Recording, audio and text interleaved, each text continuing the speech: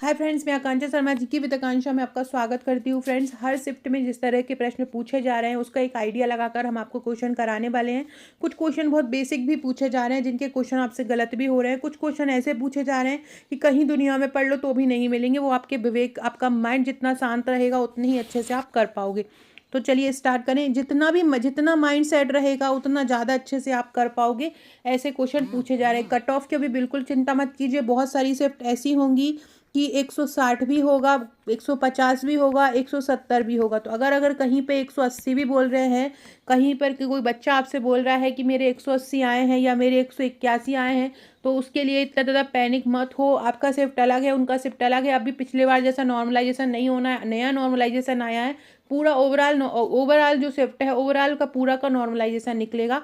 तो हो सकता है करो पटवारी का एग्जाम देखना। पटवारी में भी 190 90 90 नंबर गए थे, पर आया कितना मार्क्स था याद ही होगा। तो ये इसलिए इस चीज़ को बिल्कुल भी ध्यान मत दो। अब बस अपना कर्म करो, 100% मेहनत करो, दिमाग शांत रख के पेपर दो। जितना दिमाग शांत रखोगे, क्योंकि वहाँ लॉजिकल वाले क्वेश्चन आ रहे हैं, लॉजिकली आप तभी लगा पाओगे जब आपका दिमाग एकदम शांत होगा। तभी आप कभी भी देखना, जब आपकी नींद पूरी नहीं होती है, कोई भी टेंशन होती है, तो कब आप कोई आपसे कोई पूछे ना तो आप एकदम झड़क देते हो कि नहीं, मैं ये मुझे मेरा मन नहीं है, मतलब तो आप दिमाग ही नहीं लगा पाते हो। जब आप बिल्कुल एकदम अच्छे खुश मूड में होते हो ना, तो बहुत से अच्छी अच्छी चीज़ें आपके दिमाग में आती हैं और पॉजिटिव चीज़ आप सोच पाते हो। तो इसलिए ना, अच्छा सोचो, अच्छा खाओ, अच्छा पियो। और ये कट ऑफ कितना आएगा ये टेंशन मत रखो। आईसीएमआर ने किशोरावस्था में किशोरों तथा किशोरियों के लिए आवश्यक प्रोटीन की मात्रा कितनी बताई है? तो आईसीएमआर के अनुसार जो किशोरों और किशोरी हैं उनके लिए प्रोटीन की मात्रा 50 से 55 ग्राम है ना। अगर हम बात करें सामान्य पुरुष की, तो सामान्य पुरुष को लगभग 65 ग्राम आवश्यक होती है, और सामान्य महिला की बात करें तो लगभग 54 ग्राम, सॉरी 54 ग्राम चाहिए रहता है एक सामान्य पुरुष को। 54 ग्राम चाहिए रहता है एक सामान्य पुरुष को, और 46 ग्राम चाहिए रहता है किसको? महिला को। 46 ग्राम महिला को और 54 ग्राम पुरुष को चाहिए रहता है, और 50 से 55 ग्राम किसको चाहिए रहता है? किशोरों और किशोरियों को।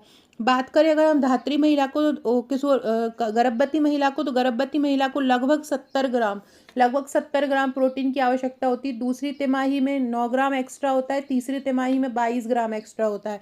और जो धात्री महिला होती है उसको शुरू के 6 महीने में लगभग 19 ग्राम एक्स्ट्रा चाहिए है, और बाद के 6 महीने में लगभग 13 ग्राम एक्स्ट्रा चाहिए रहता है।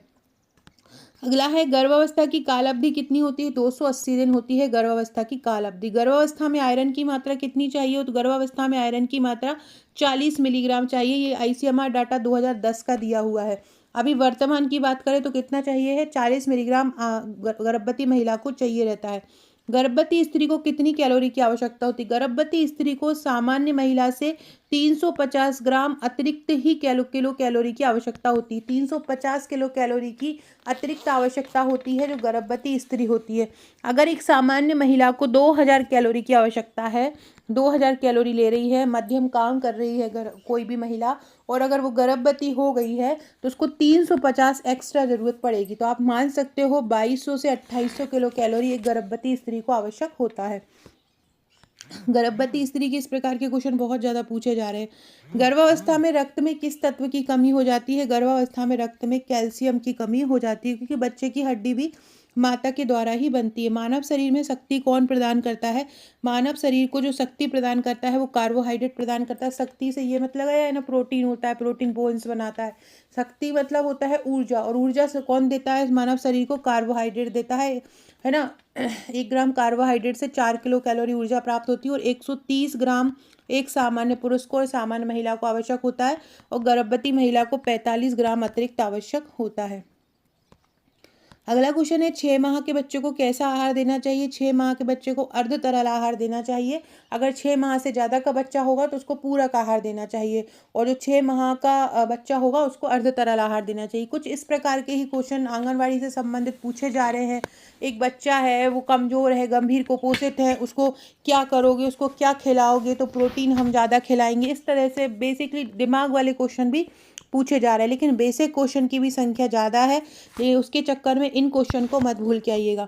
अत्यधिक श्रम करने वाले को कितनी कैलोरी की आवश्यकता होती है? जो बहुत ज़्यादा श्रम करता है, अतिरिक्त श्रम करता है, उसको कितनी कैलोरी की आवश्यकता होती है हर घंटे, प्रति घंटे की बात कर रहे हैं तो प्रति घंटे 400 से 500 कैलोरी की ज़रूरत होती है। ओवरऑल की बात करें तो ओवरऑल 3200 कैलोरी आवश्यक होता है। ओवरऑल बात करें तो 3200 कैलोरी होता है आवश्यक, और प्रति घंटे कितना आवश्यक होता है, प्रति घंटे 400 से 500 होता है अत्यधिक श्रम जो करता है। अगला क्वेश्चन है, भोजन दूषित नहीं होते हैं। देखो, भोजन बैक्टीरिया द्वारा, फफूंद द्वारा, खमीर द्वारा, तीनों द्वारा दूषित, लेकिन अगर स्वच्छता रखेंगे खाना बनाते में तो क्यों होगा, तो डी इसका आंसर हो जाएगा। अगला है, किसकी आवश्यकता गर्भावस्था में बढ़ जाती है। गर्भावस्था में प्रोटीन की भी आवश्यकता बढ़ जाती है, कैल्शियम की भी, खनिज लवण की, सभी की बढ़ जाती है। अगर एक पूछेंगे तो इसमें प्रोटीन आ जाएगा, दुगनी हो जाती है। इसके अलावा आयरन की आवश्यकता भी इसमें दुगनी हो जाती है। इसमें सारे क्वेश्चन ही हो जाएंगे। कैल्शियम कितना जरूरत पड़ता है, 1000 मिलीग्राम आवश्यक होता है। धात्री महिला को कितना कैल्शियम आवश्यक होता है, जो धात्री महिला होती है उसको 1200 मिलीग्राम कैल्शियम आवश्यक होता है। अगला है, कार्बोहाइड्रेट का पाचन कहाँ पर होता है। कार्बोहाइड्रेट का पाचन छोटी आंत में होता है। कहाँ पर होता है कार्बोहाइड्रेट का, सारे ही का छोटी आंत में होता है, लेकिन कार्बोहाइड्रेट का पाचन मुख से शुरू हो जाता है। कार्बोहाइड्रेट का पाचन मुंह में जो एमाइलेज एंजाइम होते हैं, टाइलेज एंजाइम होते हैं, उससे शुरू हो जाता है। जबकि प्रोटीन का पाचन कहाँ से होता है, आमाशय से होता है, जिसको हम स्टोमक भी बोलते हैं। जल्दी जल्दी इसलिए पढ़ा रही हूँ क्योंकि आपका समय ही महत्वपूर्ण है अभी वर्तमान में। अभी जितना समय, जितने कम समय में जितना ज़्यादा ले लोगे उतना अच्छा रहेगा। माँ के दूध में पाए जाने वाली जो एंटीबॉडीज़ है वो क्या प्रदान करती हैं, रोग रोधन क्षमता प्रदान करती है। माँ के दूध में कौन सी एंटीबॉडी पाई जाती है, IgA एंटीबॉडी माँ के दूध में पाई जाती है। कौन सी, IgA एंटीबॉडी माता के दूध में पाई जाती है, और IgG प्लेसेंटा द्वारा बच्चे को मिलती है। शरीर का निर्माण करने वाला कौन सा तत्व होता है, शरीर का निर्माण प्रोटीन करता है। कौन करता है शरीर का निर्माण, प्रोटीन। प्रोटीन शब्द मोल्डर ने दिया था। जल में घुलनशील विटामिन कौन से होते हैं, विटामिन सी और विटामिन बी, ये दोनों ही जल में घुलनशील हैं। बाकी ये जो तीनों हैं ये किस में घुलनशील होते हैं, बसा में घुलनशील होते हैं। विटामिन ई को हम बोलते हैं टोकोफेरॉल। विटामिन ई को क्या बोलते हैं, टोकोफेरॉल बोलते हैं। विटामिन ए को क्या बोलते हैं, रेटिनॉल। रेटिनॉल से याद आया कि एक क्वेश्चन पूछा गया था बीटा कैरोटीन का। बीटा कैरोटीन से कल 2 क्वेश्चन पूछे गए थे। बीटा कैरोटीन का उच्च स्रोत क्या है, तो गाजर, मूली ये सब बीटा कैरोटीन के स्रोत होते हैं। जो बीटा कैरोटीन होता है उसको हम प्री विटामिन भी बोलते हैं, मतलब विटामिन बनने से पहले वाला। जैसे कि गाजर आपने खा ली, तो गाजर आपने खा ली तो आपने बीटा कैरोटीन अंदर ले लिया, आपने प्योर विटामिन ए अंदर नहीं लिया। ये अंदर जाएगा, आपके आंत में अवशोषित होगा, उसके बाद ये काय में बदल जाएगा, रेटिनॉल में बदल जाएगा। तो ये रेटिनॉल के बनने से पहले का होता है बीटा कैरोटीन, जबकि रेटिनॉल जो होता है वो सक्रिय विटामिन होता है। इनमें से प्रोटीन का सर्वोत्तम स्रोत कौन सा है, मांस, मछली एवं अंडा। सब्जियां तो इसका सर्वश्रेष्ठ स्रोत नहीं है, चावल भी इसका सर्वश्रेष्ठ स्रोत नहीं है, चावल तो कार्ब रहता है। तो इसका क्या आंसर आ जाएगा, मांस, मछली एवं अंडा आ जाएगा। कौन सा पोषणहीनता से संबंधित रोग है जो कि पोषण की कमी से हो जाता है, तो एनीमिया जो होता है वो आयरन की कमी से हो जाता है, तो ये पोषणहीनता संबंधित रोग है ना। और जबकि ब्रोंकाइटिस, इन्फ्लुएंजा ये श्वसन संबंधित रोग हैं, वायरल से हो जाते हैं, वायरस द्वारा हो जाते हैं। मलेरिया जो है प्रोटोजोआ द्वारा हो जाता है, प्लीहा को प्रभावित करता है मलेरिया। और मलेरिया के 4 प्रकार होते हैं, फैल्सीफेरम, बाइवेक्स, ओवल और मलेरियम, जिसमें फैल्सीफेरम मतलब सबसे बेकार होता है, खतरनाक हो जाता है। प्रोटीन की कमी से बच्चों में कौन सा रोग हो जाता है, प्रोटीन की कमी से बच्चों में अंधापन तो विटामिन ए की कमी से होता है। क्वासी-ओरकर जो होता है वो प्रोटीन की कमी से हो जाता है। क्वासी-ओरकर में बच्चे में क्या होता है, एडिमा हो जाता है। एडिमा हो जाता है जिससे बच्चे का पेट क्या हो जाता है, बहुत ज़्यादा फूल जाता है, पेट भी फूल जाता है और मुंडा भी उसका बहुत फूल जाता है, मतलब उसका चेहरा भी बहुत ज़्यादा फूल जाता है। अब चेहरा जब फूल जाता है ना तो उसका चेहरा एकदम ऐसा लगता है मून जैसा। मून वो वैसा मून नहीं होता, वो गाना है चांद सा रोशन चेहरा, वैसा वाला मून नहीं है ये। मून मतलब फूलने फूलने वाला मून हो जाता है, पानी भर जाता है उसके।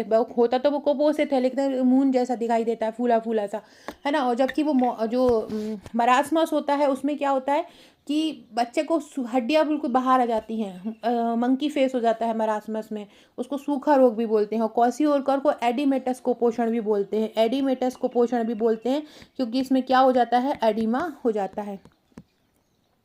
अगला है, कार्बोहाइड्रेट का सबसे सरल रूप क्या होता है, कार्बोहाइड्रेट का सबसे सरल रूप ग्लूकोज होता है।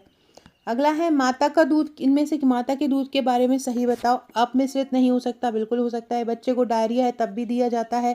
सिर्फ बच्चों के लिए संतोषप्रद, हमेशा ताज़ा होता है, हमेशा ताज़ा होता है, ये बिल्कुल सही बात होगी कि माता का दूध क्या होगा, हमेशा ताज़ा होता है। अगला क्वेश्चन है, आहार आयोजन में कौन सी अवधि सम्मिलित नहीं है। आहार आयोजन में कौन सी अवधि सम्मिलित नहीं है। 0 से 6 महीने। 0 से 6 महीने की जो अवधि होती है वो आहार आयोजन में सम्मिलित नहीं होती। 0 से 6 महीने का कोई भी आहार आयोजन नहीं होता। किशोरावस्था, वृद्धावस्था, रोग की अवस्था होता है, 0 से 6 महीने का नहीं होता है। गर्भावस्था में किसकी आवश्यकता बढ़ जाती, इनमें से अगर देखा जाए इन तीनों में से, तो सबसे ज़्यादा बढ़ जाती है लौह तत्व की, क्योंकि माता के ब्लड से ही बच्चे का ब्लड बनता है, बच्चे का निर्माण होता है, खून से ही बच्चा बनता है। तो इसलिए माता के गर्भावस्था में आयरन की मात्रा बढ़ जाती है। 40 मिलीग्राम आयरन माता को आवश्यक होता है। पूरी टोटल गर्भावस्था में लगभग 1000 मिलीग्राम आवश्यक होता है। गर्भावस्था में रक्त की कमी मतलब एक सामान्य बात होती है। महिला का जो हीमोग्लोबिन है लगभग 11 मिलीग्राम होना ही चाहिए, 11 ग्राम होना ही चाहिए, और 11 ग्राम से अगर कम होता है तो एनीमिया जैसी स्थिति हो जाती है, और अगर 7 ग्राम से कम होता है तो गंभीर एनीमिया जैसी स्थिति हो जाती है, जिससे महिला की मौत भी हो सकती है। अगला है, आईसीएमआर के अनुसार पूर्व बाल्यावस्था में बालक को प्रतिदिन कितनी कैलोरी की आवश्यकता होती है। पूर्व बाल्यावस्था में पूछ रहे हैं, पूर्व बाल्यावस्था में 1240 कैलोरी की आवश्यकता होती है। पूर्व बाल्यावस्था कब होती है, पूर्व बाल्यावस्था जो होती है 6 वर्ष तक होती है, 2 से 6 वर्ष तक, और इसमें कितनी 1240 किलो कैलोरी की आवश्यकता होती है।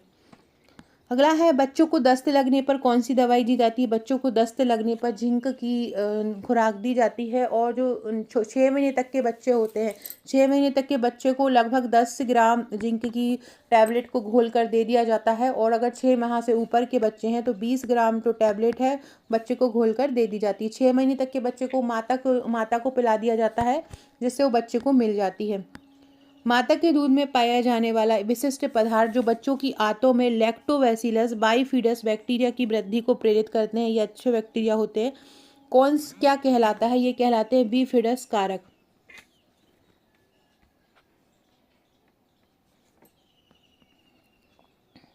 तो माता के दूध में जो पाया जाने वाला जो विशिष्ट पदार्थ है जो बच्चों की आंतों में लैक्टोबैसिलस बाइफिडस बैक्टीरिया की वृद्धि करता है, क्या कहलाता है, ये बाइफिडस कारक कहलाता है। नाम से ही समझ लो बाइफिडस है तो बाइफिडस कारक कहलाएगा। अगला है, नवजात शिशु को जन्म के 24 घंटे के अंदर कौन सा टीका लगाया जाता है। 24 घंटे के अंदर एक तो BCG का टीका लगाया जाता है और एक लगाया जाता है हेपेटाइटिस बी का। इसके अलावा ओरल पोलियो वैक्सीन का भी लगाया जाता है। 0-0 खुराक जो उनकी होती है वो दी जाती है। हेपेटाइटिस बी का टीका जो पहला वाला खुराक होती है वो जन्म के 24 घंटे के अंदर ही दी जाती है। उसके बाद 6वें, 10वें और 14वें सप्ताह में दिया जाता है। हेपेटाइटिस बी की जो वैक्सीन होती है वो IM मोड से दी जाती है, और ये रिकॉम्बिनेंट वैक्सीन होती है। जबकि जो हेपेटाइटिस ए होती है वो निष्क्रिय वैक्सीन होती है। हेपेटाइटिस ए दूषित जल द्वारा फैलता है, और हेपेटाइटिस बी यौन संपर्क या रक्त द्वारा फैलता है। फ्रेंड, बहुत शानदार फूड सेफ्टी ऑफिसर की तैयारी कराने वाली हूँ मैं। इसकी पूरी जानकारी एक वीडियो में आप लोगों के लिए ले आऊँगी, है ना। मैं आपको एक वीडियो में पूरी इसकी जानकारी लेके आऊँगी। FSO की तैयारी सारे लोग कीजिएगा जिनकी भी जो क्लियर हो गया है कि BSc या तो मैथ से की हो जिसमें केमिस्ट्री सब्जेक्ट हो, या BSc आप लोगों ने बायो से की हो जिसमें केमिस्ट्री सब्जेक्ट हो। BSc मैथ से की हो या BSc बायोलॉजी से की हो जिसमें केमिस्ट्री सब्जेक्ट हो, या आपने BSc बायोटेक्नोलॉजी से की हो, माइक्रोबायोलॉजी से की हो, MSc केमिस्ट्री से की हो, MBBS वाले हो, है ना, वो सारे लोग इसमें फॉर्म डाल सकते हैं। बहुत शानदार जॉब है। 120 नंबर का इसमें 120 इसमें पोस्ट है। 500 नंबर का इसमें पेपर रहेगा, 50 नंबर का इंटरव्यू रहेगा, 450 नंबर का इसमें पेपर रहेगा। मतलब बहुत शानदार, मतलब 500 नंबर का पेपर रहेगा, 50 नंबर का इंटरव्यू रहेगा, 550 नंबर का रहेगा। ये इसका सिलेबस वगैरह सारी चीज़ मैं आपको सब कुछ कवर करवा दूंगी। इसके बाद एक वीडियो भी ले आऊँगी जिसमें इसका पूरा सिलेबस जो है मैं डिकोड कर दूंगी आप लोगों के लिए। इसके कुछ जो इसके सिलेबस के जो पार्ट है ना आपके सुपरवाइजर से ही मैच करते हैं, तो आपकी ये तैयारी वहाँ पर काम आ जाएगी। 14 दिसंबर को एग्ज़ाम है हमारा। जो बैच स्टार्ट होने वाला है एप्लीकेशन पर स्टार्ट होगा। लेकिन बहुत सारे स्टूडेंट का कहना है कि हम टेलीग्राम पर एक क्विज बोर्ड पर टेस्ट भी इसके चलाएं। तो जो लोग स्टूडेंट मतलब हमारा ये जो परचेस करेंगे की बैच एप्लीकेशन पे, हम उन लोगों के लिए एक टेलीग्राम पर एक क्विज बोर्ड पर ग्रुप बना देंगे। उन लोग के लिए वहाँ पर भी डेली प्रैक्टिस करवाई जाएगी। ट्रिकी वे से समझ में ही आ रहा है। सारे बहुत सारे अधिनियम है इसके अंतर्गत, मतलब अनुसूचित जनजाति अधिनियम जो 1995 वाला है वो भी इसमें शामिल कर दिया है ना। खाद्य संरक्षण अधिनियम, मानक अधिनियम, ये सारे इसमें कवर किए गए हैं। तो ये बहुत मतलब अच्छा सिलेबस है, पढ़ने वाला सिलेबस है। मैथ रीजनिंग इसमें आना नहीं है, जिनकी मैथ रीजनिंग वीक है उनके लिए बहुत अच्छी जॉब है। और 120 पोस्ट मतलब बहुत अच्छी पोस्ट है, अगर डिवाइड करके देखा जाए तो उसी के अकॉर्डिंग है जो एमपीपीएससी में देखा जाता है। जबकि एमपीपीएससी में लाखों लोग फॉर्म भरते हैं और यहाँ पे उतना कंपटीशन नहीं रहेगा, क्योंकि केवल साइंस स्ट्रीम वाले ही इसमें पार्टिसिपेट कर पाएंगे। अधिकारी वर्ग की जॉब है, एमपी की बड़ी स्तर की जॉब है, तो सारे लोग इसमें भाग लीजिएगा। 45 साल तक की लड़कियां इसमें भाग कर सकती हैं और 40 साल तक के लड़के इसमें कर सकते हैं। इसके लिए हम एक बैच बना रहे हैं। बैच का हमारा चार्ज रहेगा 1999। ये जो 1999 चार्ज ये केवल शुरू के 100 लोगों को है। उसके बाद जो चार्ज है वो 4999 हो जाएगा। इस 1999 में हम आपको क्या दे रहे हैं, सारे handwritten notes online, handwritten notes मिलेंगे बहुत इजी लैंग्वेज में। ट्रिक की वीडियो मिलेगी, ट्रिक के साथ इसमें वीडियो मिलेगी, टेस्ट सीरीज मिलेगी, टॉपिक वाइज एमसीक्यू मिलेंगे, सब कुछ मिलेगा। सारा सिलेबस कंप्लीट होगा। हर जगह आपको हर चीज़ मिल जाएगी ट्रिक, लेकिन हमारे पास ही मिलेगी। हम हर टॉपिक की ट्रिक आपको कराने वाले हैं। जो भी ज्वाइन करना चाहता है, कमेंट बॉक्स में मैं इसकी व्हाट्सएप ग्रुप की लिंक डाल दूंगी, ज्वाइन जरूर कर लीजिएगा। बैच स्टार्ट एप्लीकेशन पे जो बैच है वो कल या परसों से लाइव हो जाएगा। तो स्टार्ट हम 1 अप्रैल से करेंगे, लेकिन आप वहाँ पर जाके अपना रजिस्ट्रेशन करा सकते हैं जो भी लोग बैच को लेना चाहते हैं। तो जैसे ही कल आप लोग एप्लीकेशन तो डाउनलोड कर लीजिएगा, एप्लीकेशन की लिंक भी मैं कमेंट बॉक्स में डाल दूंगी। जी, मेरी एप्लीकेशन पे 2 लिंक है, प्ले स्टोर पे 2 लिंक है, एक जीके विद आकांक्षा और एक जीके विद आकांक्षा शर्मा के नाम से। जो जीके विद आकांक्षा शर्मा के नाम से है वो आपको करना है, लिंक मैं आपको दे दूंगी। वहाँ पर आपको सुपरवाइजर के लिए बहुत सारी पीडीएफ भी निःशुल्क पढ़ने मिल जाएंगी, और कुछ जो आप लेना चाहते हैं वो भी आपको वहाँ पर मिल जाएंगी। तो आप एप्लीकेशन डाउनलोड कर लीजिएगा।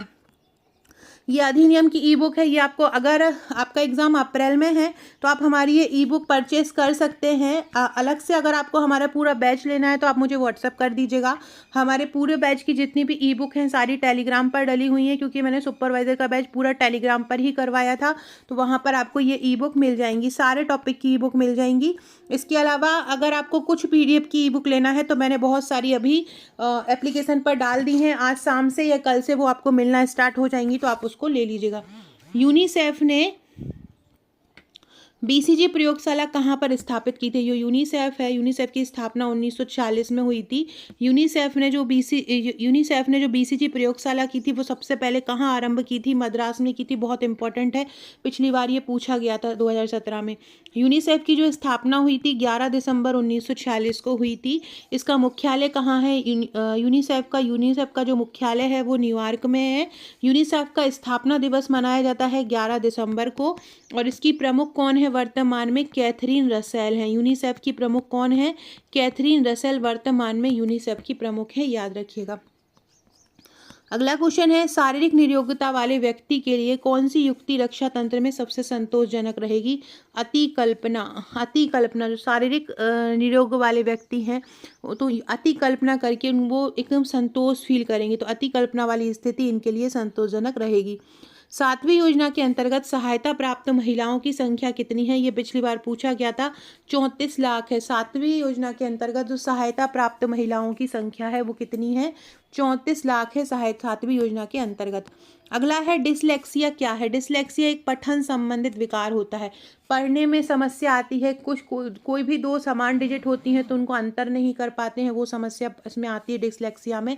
गणितीय विकार को हम क्या बोलते हैं? डिसकैलकुलिया। गणितीय विकार को क्या बोलते हैं? डिसकैलकुलिया बोलते हैं गणितीय विकार को, है ना। और पठन विकार किसको बोलते हैं? डिसलेक्सिया को बोलते हैं। संचार अवरोधक कितने प्रकार का होता है? संचार में जो अवरोधक होते हैं 5 प्रकार के होते हैं।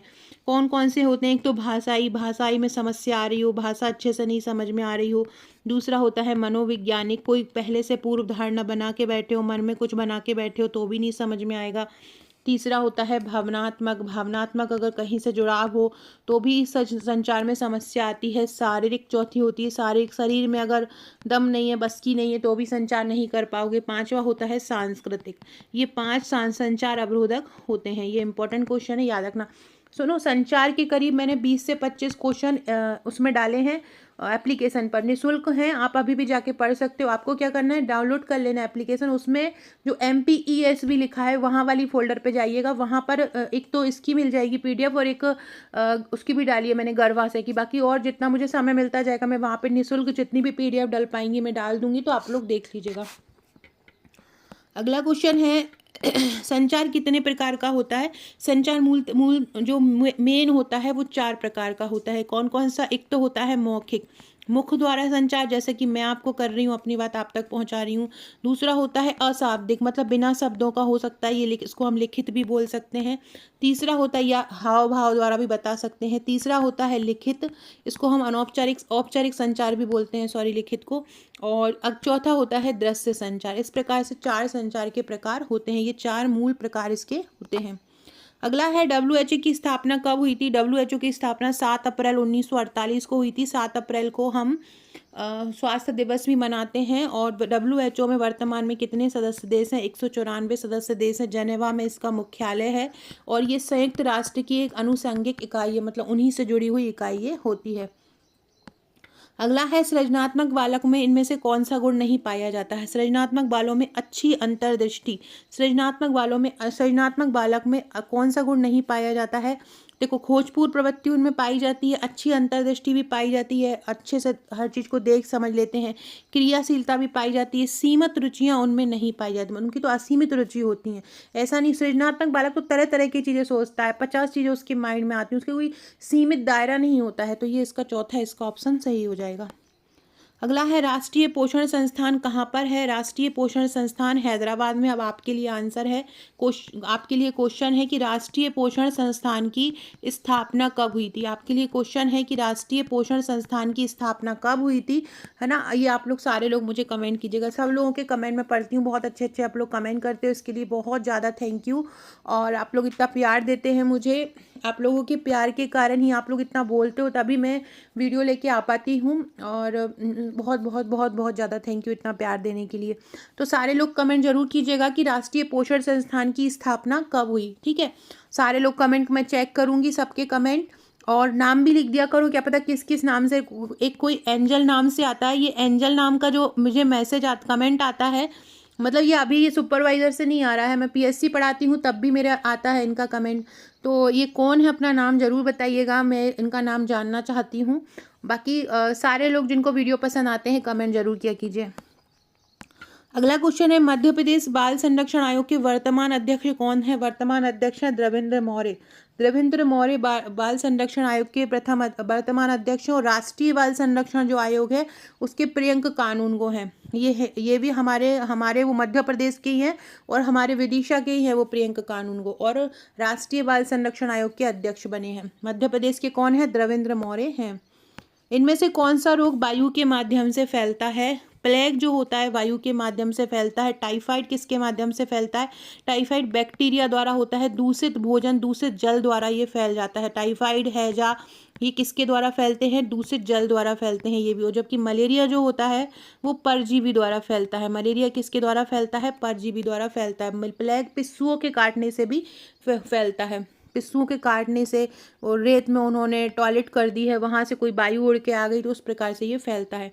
मानव शरीर में औसतन ऑक्सीजन तत्व का कितना प्रतिशत होता है। मानव शरीर में लगभग 50% ऑक्सीजन पाई जाती है। अगला है गर्भवती स्त्री के लिए विटामिन सी की कितनी मात्रा आवश्यक होती है। गर्भवती स्त्री के लिए विटामिन सी की 85 ग्राम मात्रा आवश्यक होती है। तो हम इसको लिख सकते हैं 50 से 80 मिलीग्राम लिख सकते हैं। 85 मिलीग्राम लगभग आवश्यक होता है एक गर्भवती महिला को। एक सामान्य महिला की अगर हम बात करते हैं तो सामान्य महिला को 65 मिलीग्राम आवश्यक होता है। सामान्य महिला को कितना, 65 मिलीग्राम आवश्यक होता है। और 85 मिलीग्राम किसको आवश्यक होता है, एक पुरुष को और एक गर्भवती महिला को। पुरुष और गर्भवती महिला को कितना चाहिए है, 85 मिलीग्राम चाहिए है। और एक जो धात्री महिला होती है उसको 115 मिलीग्राम चाहिए, उसको 75 ग्राम एक्स्ट्रा चाहिए होता है, ठीक है, धात्री महिला को।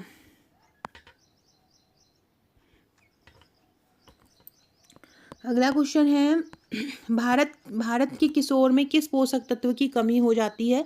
तो किशोरों में आयरन की कमी हो जाती है। किशोर में किस पोषक तत्व की कमी हो जाती है? आयरन की कमी जनरली होती है किशोरों किशोरियों दोनों में। ग्रोइंग एज होती है और लड़कियों को तो पीरियड्स आ जाते हैं, तो इसलिए आयरन की कमी जनरली देखी जाती है। WHO के अनुसार शरीर का कितना प्रतिशत विकास किशोरावस्था में ही हो जाता है? शरीर का लगभग 80% विकास किशोरावस्था में हो जाता है। ऐसा बोला है WHO ने कि कुल वजन का 60%, कुल वजन का ये क्वेश्चन पूछा जा सकता है। WHO के अनुसार जो किशोरावस्था होती है वो 10 से 19 वर्ष तक की होती है, और जो WHO के अनुसार 60% वजन, कुल वजन मतलब कुल जितना भी वजन होता है उसका 60 से 65% जो होता है किशोरावस्था में। कुल ऊंचाई का 15 से 20%, कुल ऊंचाई का 15 से 20%, और कुल अस्थि तंत्र का 45%। कुल अस्थि मतलब जो हड्डियां बनती हैं, कुल अस्थि तंत्र का 45% जो विकास होता है वो किशोरावस्था में ही हो जाता है। ठीक है, तो लगभग 80% विकास किशोरावस्था में हो जाता है। 60 से 65% वजन कुल वजन का, मतलब जितना भी पूरा उसका जीवन भर में वजन होना होता है उसका 60 से 65% वजन किशोरावस्था में हो जाता है, जबकि 15 से 20% ऊंचाई किशोरावस्था में मिल जाती है, और 45% हड्डियों का विकास हो जाता है। 11 से 14 साल की लड़कियों को 2200 किलो कैलोरी की आवश्यकता प्रतिदिन होती है। अगला है, माँ के दूध को कक्ष के ताप पर कितने घंटे तक संग्रहित कर सकते हैं? 4 घंटे तक कर सकते हैं। और फ्रिज में कितने दिन तक कर सकते हैं? फ्रिज में लगभग 5 दिन तक कर सकते हैं। अगला क्वेश्चन है, फ्रेंड्स आप में से कोई अगर मेंस की तैयारी कर रहा हो तो हमने हमारे मेंस के नोट्स भी, अगर आप हार्ड कॉपी मंगाना चाहते हैं तो हार्ड कॉपी भी मिल जाएगी इसकी, और हमने एप्लीकेशन पे भी नोट्स पूरे डाल दिए हैं। जो भी लेना चाहता है ले सकता है, वहाँ पे हमने डेमो भी डाल दिया है। इस प्रकार के हैंड रिटन ये नोट्स रहते हैं, वहाँ डेमो भी डला हुआ है, तो आप वहाँ से डेमो देखकर वहीं से ही एप्लीकेशन से उसको परचेस कर सकते हैं। अगला क्वेश्चन है, गर्भावस्था के दौरान माता और गर्भस्थ शिशु के बीच जो पोषक तत्व, ऑक्सीजन और अपशिष्ट पदार्थों का जो आदान प्रदान होता है या विनिमय होता है वो किसके माध्यम से होता है? वो प्लेसेंटा द्वारा होता है। किसके द्वारा? प्लेसेंटा। रात को ही मैंने प्लेसेंटा और एमनियोटिक द्रव के बहुत सारे क्वेश्चन करवाए हैं, नहीं देखे हैं तो देख लेना। पूरा मतलब प्लेसेंटा को उससे बाहर जाएगा ही नहीं, और एमनियोटिक द्रव का भी उससे बाहर जाएगा ही नहीं। रात को ही मैंने डाला है, हमारी प्लेलिस्ट में जाकर ए सीरीज़ में जाकर आप देख लेना। अगला है, हड्डियों में पाए जाने वाले प्रमुख खनिज कौन कौन से हैं? हड्डियों में कैल्शियम पाया जाता है, फास्फेट पाया जाता है और मैग्नीशियम पाया जाता है। ये 3 प्रमुख खनिज जो है हड्डियों में पाए जाते हैं। अगला क्वेश्चन है, सामान्य रूप से पोषित बच्चे की छाती उसके सिर से अधिक तेजी से बढ़ती है, किस अवस्था में बढ़ती है? जीवन का द्वितीय और तीसरा वर्ष ऐसा होता है जब बच्चे की छाती उसके सिर से अधिक तेजी से बढ़ती है, मतलब छाती अधिक बढ़ती है उसके सिर के कंपैरिजन में। अगला है, स्वस्थ बच्चे का भार किस वर्ष की आयु तक उसके जन्म के भार का दुगना हो जाता है? 6 माह में जन्म के भार का दुगना हो जाता है, और 1 साल में जन्म के भार का तिगुना हो जाता है। 1 साल में तिगुना हो जाता है, और 6 माह में कैसा हो जाता है? 6 माह में दुगना हो जाता है। प्रति 1000 सजीव जन्म पर जीवन के प्रथम वर्ष में मरने वाले शिशुओं की मृत्यु की संख्या को क्या कहा जाता है? तो प्रति 1000 सजीव जन्म पर जीवन के प्रथम वर्ष में मरने वाले शिशुओं की जनसंख्या को नवजात मृत्यु दर कहा जाता है। कितना नवजात मृत्यु दर कहा जाता है? कितनी है? मध्य प्रदेश की 24 है। अगला है, गर्भावस्था के दौरान आवश्यक अतिरिक्त प्रोटीन के लिए आवश्यक अतिरिक्त प्रोटीन किस लिए आवश्यक होता है? किस चीज़ के लिए ज़रूरत होती है? गर्भस्थ शिशु की तीव्र वृद्धि हो, आकार में वृद्धि हो, एमनियोटिक द्रव का निर्माण, तो ये सभी कारक होते हैं जो गर्भावस्था के लिए प्रोटीन की मात्रा जरूरी के लिए आवश्यक होते हैं। शाकाहारी माता में किसकी कमी हो जाती है? शाकाहारी माता में विटामिन B12 की कमी हो जाती है। विटामिन B12 जिसको हम साइनोकोबाल्मिन बोलते हैं, इसमें कोबाल्ट धातु पाई जाती है। इसमें क्या होता है? इसमें कोबाल्ट धातु पाई जाती है, उसको हम साइनोकोबाल्मिन भी बोलते हैं। बात करें विटामिन B12 की, इसका ये एक शिफ्ट में इसका फॉलिक अम्ल का पूछा था, B9 का पूछा था। गर्भवती महिला को फॉलिक अम्ल कितना चाहिए? तो 570 माइक्रोग्राम चाहिए रहता था। विटामिन B12 का अगर पूछें तो 2.2 माइक्रोग्राम चाहिए है। 2.2 सामान्य महिला को चाहिए है, और अगर गर्भवती महिला है तो उसको 0.45 एक्स्ट्रा चाहिए है। तो कितना हो जाएगा? लगभग 2.65 हो जाएगा। ठीक है, याद रखिएगा। अगला क्वेश्चन है, जन्म के बाद नवजात शिशुओं के शरीर में ऊष्मा का तेजी से ह्रास होता है। क्यों होता है? क्योंकि एकदम बच्चा अंदर से बाहर आता है, तो इसलिए उसके शरीर से पूरी जो ऊष्मा होती है ना, वो अंदर जो भरी हुई होती है वो एकदम से बाहर निकलती है। तो इसलिए कमरे का तापमान हम ज़्यादा नहीं रखते हैं। कितना रखते हैं? कम से कम 25 डिग्री सेल्सियस कमरे का तापमान रखते हैं जैसे ही बच्चा बाहर आता है। अगला है, निम्नलिखित रोगों में से किस एक का आज तक कोई भी टीका नहीं बना है? खसरे का तो बना है, रूबेला का भी बना है, हेपेटाइटिस का भी बना है, एड्स का कोई भी टीका नहीं बना है। एड्स कब से मनाया जा रहा है? एड्स दिवस 1988 1 दिसंबर 1988 से एड्स मनाया जा रहा है और इसका कोई टीका नहीं बना है। इसके लिए एंटी रेट्रोवायरल थेरेपी जो होती है वो इसके लिए उपयोग की जाती है। बाकी खसरा जो है 1985 में आ गया था। खसरा, मीजल्स वगैरह ये सब MMR जो वैक्सीन है वो कब आ गई थी? 2017 में आ गई थी। हेपेटाइटिस बी वैक्सीन को 2002-3 में वैक्सीनेशन कार्यक्रम में शामिल कर लिया था। ये पूरा टीकाकरण को भी मैंने बहुत अच्छे से मैराथन करवाया है, देख लीजिएगा अगर नहीं देखा है तो। सूखा रोग किसकी कमी से होता है? विटामिन डी की कमी से और कैल्शियम की कमी से, दोनों की कमी से हो जाता है। सूखा रोग को हम रिकेट्स रोग भी बोलते हैं। सूखा रोग को रिकेट्स रोग भी बोलते हैं और मरासमस को भी सूखा रोग बोला जाता है। मरासमस को भी बोला जाता है और रिकेट्स को भी सूखा रोग बोला जाता है। गर्भाधान के कितने सप्ताह बाद भ्रूण काल शुरू होता है? तो गर्भाधान के लगभग 6 सप्ताह बाद। कितने? 6 सप्ताह बाद गर्भाधान के भ्रूण काल शुरू हो जाता है। अगला है, गर्भपात का एक संभावित कारण क्या होता है? गर्भपात क्यों हो जाता है? तो ऐठन के साथ या बिना, मतलब या तो ऐठन के साथ रक्त स्राव आता है, ब्लड का सीक्रेशन होता है, या बिना ऐठन के ही रक्त का सीक्रेशन होता है, तो उसको हम बोलते हैं गर्भपात। मासिक धर्म से कितने दिन पहले अंडोत्सर्ग होता है? मासिक धर्म से कितने दिन पहले अंडोत्सर्ग होता है? 14 दिन पहले। 14 दिन पहले, मासिक धर्म के 14 दिन पहले अंडोत्सर्ग होना स्टार्ट हो जाता है। अगला है, ट्यूबेक्टोमी में सर्जिकल द्वारा क्या हटाया जाता है? ट्यूबेक्टोमी महिलाओं की होती है तो क्या हटाया जाता है? फेलोस्पियन ट्यूब। जबकि जो बेसेक्टोमी होता है, पुरुषों का जब बंध्यकरण किया जाता है तो उसमें क्या होता है? बास डिफरेंस को सिल दिया जाता है ऑपरेशन द्वारा, जो बास डिफरेंस नलिका होती। सुनो, ये नर जनन तंत्र और मादा जनन। नर जनन तंत्र अभी बहुत सारी शिफ्ट में पूछा है। नर की कोशिकाओं से सटोली कोशिकाएं हुई, जनन कोशिकाएं हुई, लेडिंग कोशिकाएं हुई, जिनको अंतराली कोशिकाएं कहते हैं।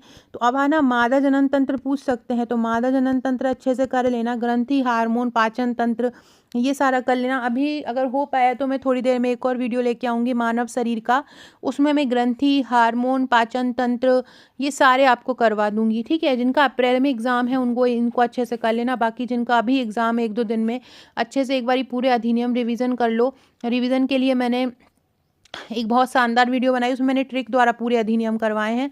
3rd खंड अच्छे से, जो मेन टॉपिक हैं जैसे कि नेतृत्व हुआ, संचार हुआ, सामुदायिक हुआ, ये अच्छे से कर लो। और पोषण में विटामिन्स हुए, प्रोटीन हुए, कार्बोहाइड्रेट हुए, अमीनो अम्ल, फैटी अम्ल, इनसे ही क्वेश्चन पूछा जा रहा है, सिलेबस के बाहर नहीं जाएगा। जो बच्चे आपको बता रहे हैं, जो आ रहे हैं बच्चे बाहर, एकदम से उनको वही देखो, जो उनको पढ़ा है वो तो आ ही रहा है, जो नहीं पढ़ा है ना एकदम वो अलग से क्वेश्चन आ जाते हैं, तो वो उन लोग के दिमाग में चलते रहते हैं, टेंशन में रहते हैं वो, क्योंकि वो उनके गलत हो जा रहे होते हैं। तो वही आपको ध्यान है। तो इसलिए वो ये ना सोच के कि ऐसे क्वेश्चन आ रहे हैं, उन चीज़ों को स्किप मत करना जो आपके काम के क्वेश्चन आ रहे हैं। पूरी गर्भावस्था के दौरान लगभग कितने आयरन की आवश्यकता होती है? लगभग 1000 मिलीग्राम आवश्यकता होती है। पूरी गर्भावस्था के दौरान जितनी भी टोटल गर्भावस्था चलती है उसमें 1000 मिलीग्राम आयरन की आवश्यकता होती है। मानव गर्भावस्था की औसत अवधि क्या होती है? 38 से 40 सप्ताह। 38 से 40 सप्ताह मानव गर्भावस्था की अवधि होती है। कितनी? 38 से 40 सप्ताह होती है। अगला है, गर्भवती महिला के शरीर भार में वृद्धि कितनी होती है? गर्भवती महिला का शरीर में भार जो वृद्धि होती है वो कितनी होती है? 10 से 12.5 किलो। 10 से 12.5 किलो की वृद्धि हो जाती है।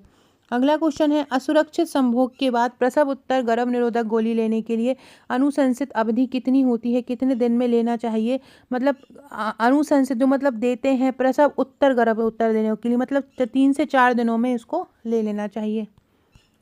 अगला है, महिलाओं में जनन आयु तब शुरू होती है इनके जब स्तन विकसित होने लगते हैं, मासिक धर्म स्टार्ट होता है, शरीर का वजन बढ़ता है या ऊंचाई बढ़ती है। जब मासिक धर्म शुरू होता है तभी जनन आयु शुरू हो जाती है। एक गर्भवती महिला में कौन सा मूल्यांकन यह निर्धारित करता है कि यह वह प्रसव के दूसरे चरण में आ गया है? अगर गर्भाशय स्त्री ग्रीवा जो होती है वो पूरी तरह से फैल गई है, मतलब पहला जो चरण है वो कंप्लीट हो गया है। दूसरा चरण में क्या हो जाता है? बच्चा बाहर आता है। ग्रीवा फैल जाती है तो बच्चा बाहर आ जाता है। तीसरे चरण में प्लेसेंटा बाहर आ जाता है। और जो चौथा चरण होता है वो ऑब्जर्वेशन स्कल होता है। कौन सा हाइपर एमिडेसिस ग्रेविडेरम के लिए एक पूर्व कारण नहीं होता है? देखो एकाधिक गर्भधारण में तो ये स्थिति बन जाती है। प्रेमी प्रथम प्रसव, पहली तिमाही, ये तीनों में बन जाती है। कुपोषण के कारण ऐसा कुछ नहीं होता।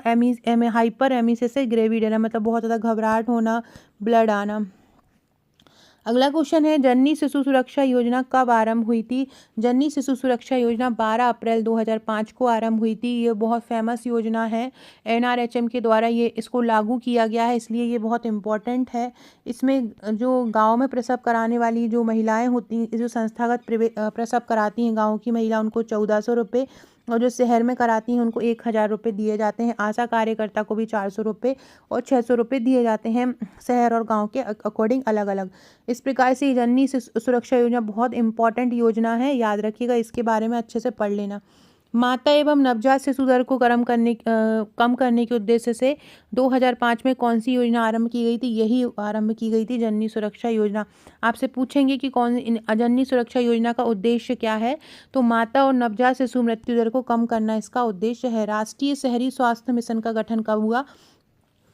देखो, जो वर्तमान में नेशनल हेल्थ मिशन है, जिसको हम राष्ट्रीय स्वास्थ्य मिशन बोलते हैं, इसको दो भागों में बांटा है।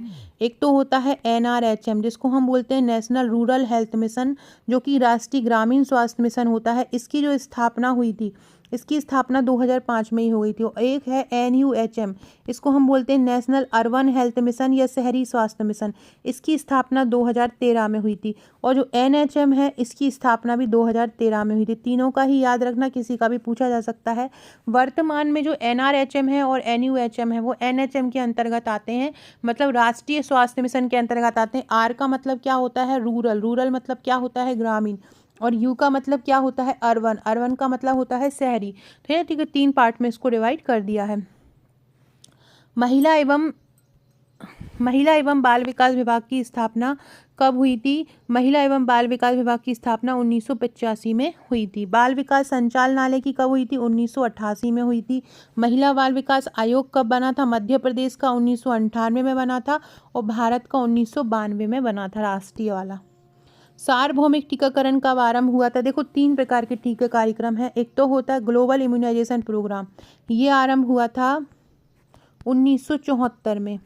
एक था एक्सपेंडेड इम्यूनाइजेशन प्रोग्राम, विस्तारित टीकाकरण कार्यक्रम, 1978 में आरंभ हुआ था। एक होता है यूआईपी, जिसको हम सार्वभौमिक टीकाकरण कार्यक्रम बोलते हैं, ये हुई थी 1985 में। अभी वर्तमान में यही चल रहा है। बेसहारा बच्चों के लिए, ये बहुत ज़्यादा इम्पोर्टेंट है, बेसहारा बच्चों के लिए समन्वित विकास कार्यक्रम कब आरंभ हुआ? 1992 में हुआ। बेसहारा बच्चों के लिए समन्वित कार्यक्रम कब आरंभ हुआ? 1992 में हुआ।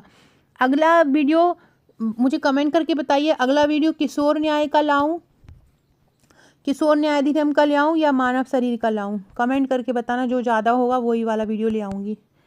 अगला है, केंद्रीय समाज कल्याण बोर्ड की स्थापना कब हुई थी? केंद्रीय समाज कल्याण बोर्ड की स्थापना 1952 में हुई थी। एक बाल कल्याण बोर्ड आता है, उसकी स्थापना 1953 में हुई थी। कल्याण विस्तार योजना कब आरंभ हुई थी? कल्याण विस्तार योजना 1954 में आया। कल्याण विस्तार योजना कब आया? 1954 में। परिवार एवं बाल कल्याण योजना कब चलाई गई? 1967 में। परिवार एवं बाल कल्याण योजना कब चलाई गई थी? 1967 में चलाई गई थी। अगला है, 12 वर्ष की उम्र वाले बालक के पोषण के लिए कितने कैलोरी वाला आहार चाहिए होता है? 3000 से 3400। 3000 से 3400 किलो कैलोरी वाला आहार 12 वर्ष की उम्र वाले बच्चों को चाहिए। 3000 से 3400 ज़्यादा हो जाएगा, 3000 से 3400 नहीं होगा। अगर हम ऑप्शन के हिसाब से देखें, एक जो 12 साल का जो बच्चा होता है, उसको लगभग 2000, मतलब 1250 से लगभग 2000 के बीच किलो कैलोरी की आवश्यकता होती है। इस ऑप्शन में कुछ नहीं होगा। 1200 से लगभग 2000 किलो कैलोरी आवश्यक होती है एक 12 साल के बच्चे को। बेरी किस विटामिन की कमी से हो जाता है? विटामिन B1 की कमी से हो जाता है। विटामिन B1 लगभग 1.9 से 2 माइक्रोग्राम तक आवश्यक होता है। अगला क्वेश्चन है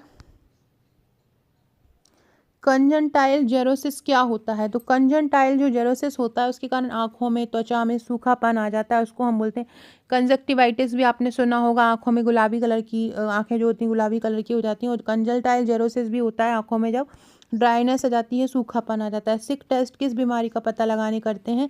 सिक टेस्ट डिप्थीरिया का पता लगाने करते हैं। गर्भावस्था के दौरान फॉलिक एसिड का जोखिम क्या कम करता है। तंत्रिका नलिका के दोष। फॉलिक एसिड की और विटामिन B12 की अगर कमी हो जाती है तो शरीर में तंत्रिका तंत्र गड़बड़ा जाते हैं, सिर दर्द होता है, तंत्रिकाओं में प्रॉब्लम आती है, शरीर में कंपन होता है। ये सारी चीज़ें इसकी कमी से हो जाती हैं। इनको ब्लड की कमी भी बोलते हैं और इसके कारण तंत्रिका नलिका दोष भी आ जाता है। अगला है 6 साल के बच्चे के लिए कितने मात्रा में प्रोटीन की आवश्यकता होती है। जो 6 साल का बच्चा होता है उसको 8 से 10 ग्राम प्रोटीन की आवश्यकता होती है। 6 साल के बच्चे को कितना प्रोटीन चाहिए है। 8 से 10 ग्राम प्रोटीन चाहिए है।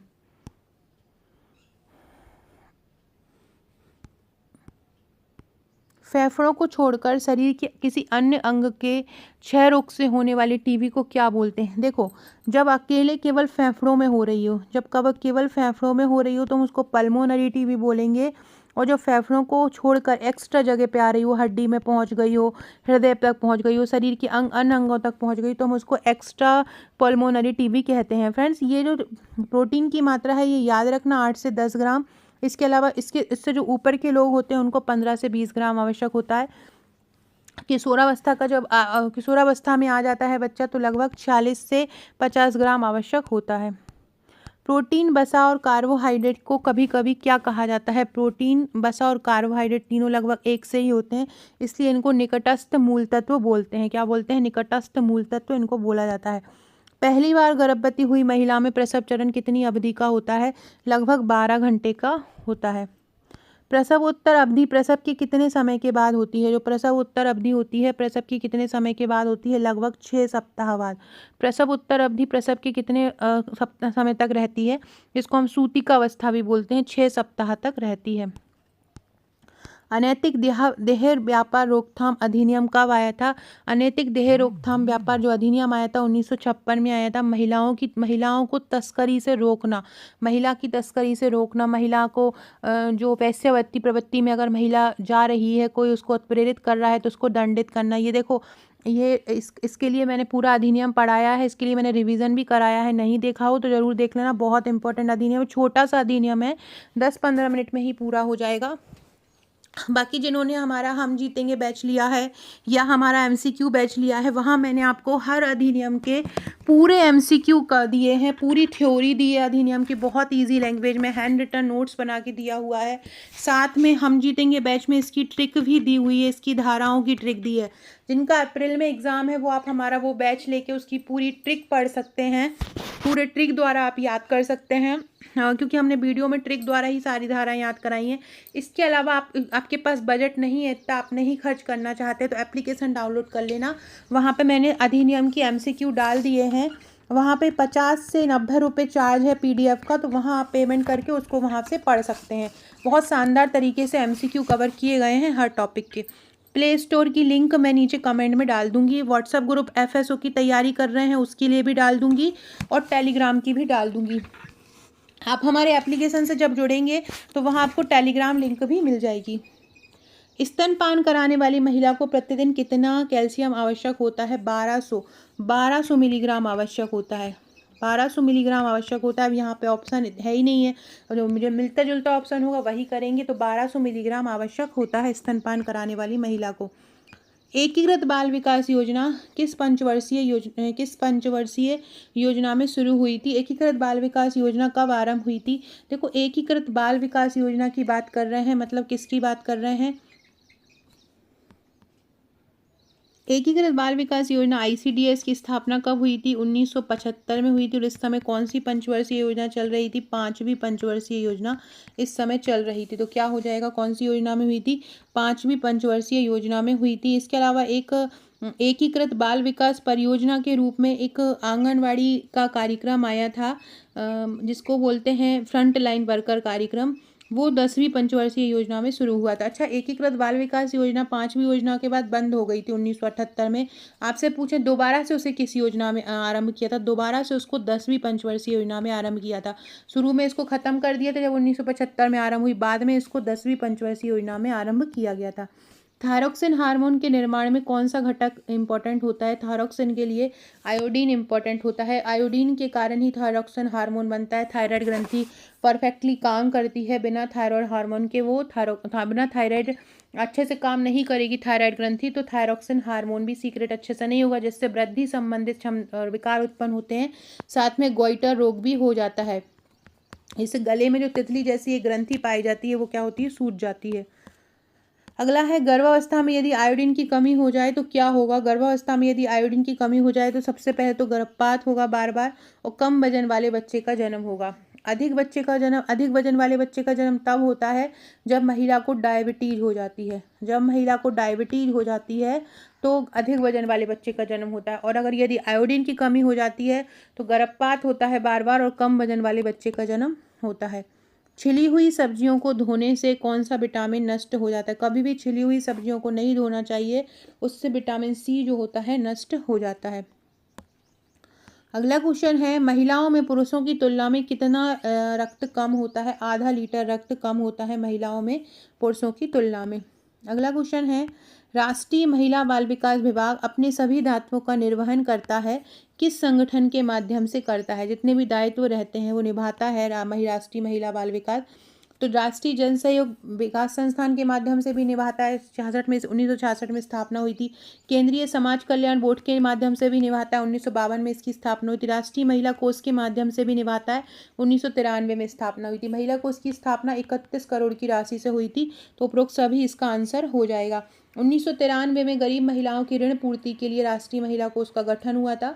स्वयं सहायता समूह के द्वारा सहायता प्रदान करके ये मार्ग प्रशस्त करती है, इसमें इसकी महत्वपूर्ण भूमिका होती है। और आपसे पूछे किस सोसाइटी पंजीकरण अधिनियम के तहत इसका गठन हुआ था? तो 1860 का पंजीकरण अधिनियम आया था, उसके तहत इसकी स्थापना हुई थी। पोषण ट्रैकर के अनुसार 2024 में मध्य प्रदेश में कुपोषण में कितने प्रतिशत वृद्धि हुई है? 3% वृद्धि हुई है। पोषण ट्रैकर के अनुसार कुपोषण में कितने प्रतिशत वृद्धि दर से वृद्धि हुई है? 3%। चाइल्ड हेल्पलाइन नंबर क्या है? 1098 चाइल्ड हेल्पलाइन नंबर है। पहली बार 1996 में क्षेत्रीय स्तर पर आरंभ हुआ था इसका, मुंबई के टाटा इंस्टीट्यूट में। बाद में इसको मतलब बढ़ा दिया गया, और अब 2022 से इसको महिला का जो नंबर है, महिला हेल्पलाइन नंबर, और बच्चों का जो हेल्पलाइन नंबर है, उनमें दोनों को मर्ज कर दिया है। कमलनाथ ने लिखा था कि एक लेख में लिखा है कि केंद्र सरकार की रिपोर्ट के मुताबिक मध्य प्रदेश गंभीर कुपोषण की चपेट में आ गया है। आंगनवाड़ियों में 6 वर्ष से कम उम्र के 66 लाख बच्चों में 40% बच्चे बौने हैं। 27% बच्चे औसत वजन से कम होते हैं। पोषण ट्रैकर रिपोर्ट की जनवरी 2024 की जो रिपोर्ट है वो ये बताती है कि कम वजन वाले बच्चों में 3% की वृद्धि हुई है। ठीक है, जहाँ कम वजन वाले बच्चों की संख्या 24% थी, वो अब 27% हो गई है। मध्य प्रदेश में कितने बालवाड़ी सह संस्कार केंद्र हैं? मध्य प्रदेश में 6 बालवाड़ी संस्कार केंद्र हैं। एक है मंडला में, एक है बालाघाट में, मंडला, बालाघाट, बुरहानपुर, रीवा का है एक मझगवा जिसको बोलते हैं, और बैरसिया में है, और ग्वालियर में है। ये 6 जगहों पर बालवाड़ी सह संस्कार केंद्र हैं। बालवाड़ी जो सह संस्कार केंद्र हैं, इसमें 25 से 30 बच्चे शिक्षा लेते हैं, और इसमें 3 से 6 वर्ष तक के बच्चे पात्र होते हैं। गरीब और मध्यम वर्ग की महिलाओं के बच्चों को अनौपचारिक शिक्षा देने के लिए इसका आरंभ किया गया था, और इनमें यहाँ पर लाभान्वित बच्चे होते हैं, और ये 6 जगहों पर इनकी स्थापना की गई है। भारत सरकार द्वारा किस वर्ष समेकित या एकीकृत बाल विकास सेवा आरंभ की गई? 1975 में। अभी अपन ने पढ़ा था 2 अक्टूबर 1975 में 5वीं पंचवर्षीय योजना में आरंभ किया गया। बाद में मोरारजी देसाई ने इसको बंद कर दिया था, लेकिन 10वीं योजना में फिर से इसको चालू कर दिया गया। राष्ट्रीय महिला एवं बाल विकास विभाग पर महिलाओं एवं बच्चों के विकास क्षेत्र के लिए अंतर्राष्ट्रीय स्तर पर कार्य करने वाली कौन सी संस्था के साथ समन्वय की जिम्मेदारी है? तो कौन सी संस्था जिम्मेदारी लेती है? ये लेती है यूनिसेफ। यूनिसेफ महिला और बच्चों के साथ काम करने की जिम्मेदारी लेता है। कौन आंगनवाड़ी केंद्रों के लक्षित हितग्राही नहीं है? गर्भवती महिलाएं, शिशु महिलाएं, किशोरी हैं, परित्यक्ता महिला आंगनवाड़ी केंद्रों में लक्षित हितग्राही नहीं होती हैं। केंद्र सरकार के महिला बाल विकास विभाग जो है वो किस मंत्रालय के अंतर्गत आता है? मानव संसाधन मंत्रालय के अधीन आता है। आईसीडीएस के अंतर्गत कौन सी सेवा नहीं? आईसीडीएस में 6 सेवाएं शामिल होती है। शाला पश्चात शिक्षा इसमें शामिल नहीं होती। प्रमुख 6 सेवाएं इसमें शामिल होती हैं। अगला है बालिका मंडल योजना एवं गर्ल टू गर्ल योजना किस योजना के प्रभाव होते हैं? किशोरी शक्ति योजना के प्रभाव होते हैं। इसको जो 2010-11 में ये आरंभ हुई थी किशोरी शक्ति योजना। इसके अलावा सबसे पहले ये 2000 में भी आरंभ हो गई थी और इसको व्यापक स्तर पर सबला योजना के रूप में 2011 में आरंभ किया गया था, सबला योजना के रूप में। ठीक है, इसको किशोरी सशक्तिकरण योजना, सबला योजना भी बोलते हैं। इसके अलावा जो पहले क्षेत्रीय स्तर पर आरंभ हुई थी उस किशोरी शक्ति योजना को 1991 में आईसीडीएस में शामिल कर लिया गया था। आपसे पूछेंगे कि किशोरी शक्ति योजना को आईसीडीएस में कब शामिल किया गया? 1991 में शामिल किया गया। किस योजना के ये भाग हैं? बालिका मंडल और गर्ल टू गर्ल अप्रोच। तो बालिका मंडल और गर्ल टू गर्ल अप्रोच किशोरी शक्ति योजना के ही एक भाग हैं। अगला क्वेश्चन है किसी देश की आबादी जन्म के समय कितने वर्ष तक जीवित रहने की आशा कर सकती है? उसको हम क्या कहते हैं? जितना भी व्यक्ति औसतन जितने भी उम्र होती है व्यक्ति की, भारत की या मध्य प्रदेश की, वो उसकी जीवन प्रत्याशा कहलाती है। मतलब औसतन व्यक्ति जिस उम्र में मर जाता है। अभी वर्तमान में 71 वर्ष है। प्रति 1000 जन्म लेने वाले बच्चों में से कितने उम्र में कम मरने वाले बच्चों की संख्या शिशु मृत्यु दर कहलाती है? 12 माह से, मतलब 1 साल के अंदर मरने वाले बच्चों की संख्या क्या कहलाती है? शिशु मृत्यु दर कहलाती है। शिशु मृत्यु दर का एक कारण यह भी है कि ग्राम स्तर पर हितग्राही द्वारा किस विटामिन का पूरा 5 डोज प्राप्त नहीं हो पाता? विटामिन ए का यदि 5 डोज पूरे नहीं हो पाते हैं तो ये शिशु मृत्यु दर हो जाती है। 6 महीने से कम उम्र के बच्चों को लगभग 1 lakh international unit vitamin A की देते हैं और उसके बाद 9 महीने के बच्चे को 1 लाख इंटरनेशनल यूनिट देते हैं। उसके बाद जो इसकी यूनिट है वो 2 लाख हो जाती है। उसके बाद कितनी हो जाती है? 2 लाख इंटरनेशनल यूनिट देते हैं और 5 वर्ष तक इसकी टोटल 9 खुराक दी जाती हैं। विटामिन ए की टोटल कितनी खुराक दी जाती है? 9 खुराक दी जाती हैं। समेकित बाल विकास सेवा योजना आईसीडीएस के संचालन का उद्देश्य क्या होता है? उचित मनोविज्ञान, शारीरिक विकास देना, मृत्यु दर, रुग्णता, कुपोषण के बीच में स्कूली छोड़ने की घटनाओं में कमी लाना, पोषण और विकास संबंधित अवस्थाओं की देखभाल के लिए मतदान की क्षमता बढ़ाना। ये सारी चीज़ें इसमें आती हैं। मतदान मतलब होता है यहाँ पर बच्चों का उपस्थिति बढ़ाना, बच्चे ज़्यादा से ज़्यादा आएँ। मुख्यमंत्री कन्या विवाह योजना के अंतर्गत विवाहित जोड़े को कितनी राशि दी जाती है? मुख्यमंत्री कन्या विवाह योजना जो कि 2016 में आरंभ हुई थी, इसमें टोटल राशि की बात की जाए तो इसमें टोटल राशि 51,000 रुपये दी जाती है। इसमें जो 6,000 की रुपये की राशि जो होती है, 6,000 की जो राशि होती है वो कार्य जो आयोजन करता है उसको दी जाती है। बाकी का जो पैसा होता है जो जिनकी शादी होती है उनको दिया जाता है। इस प्रकार टोटल 51,000 की राशि इसमें दी जाती है। मानव शरीर की कौन सी ग्रंथि इंसुलिन का सीक्रेशन करती है?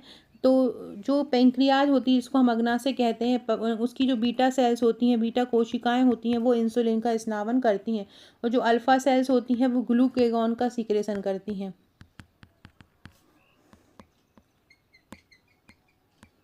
मध्य प्रदेश में कुल कितने शासकीय बाल संरक्षण गृह संचालित होते हैं? मध्य प्रदेश में 18 जो शासकीय बाल संप्रेषण गृह शामिल हैं, जहाँ पर ऐसे बच्चों को रखा जाता है जो अपराधी प्रवृत्ति के होते हैं, लेकिन उनका अपराध तो उनसे हुआ है लेकिन अभी तक अपराध सिद्ध नहीं हुआ है, उनको बाल संप्रेषण गृह में रखा जाता है।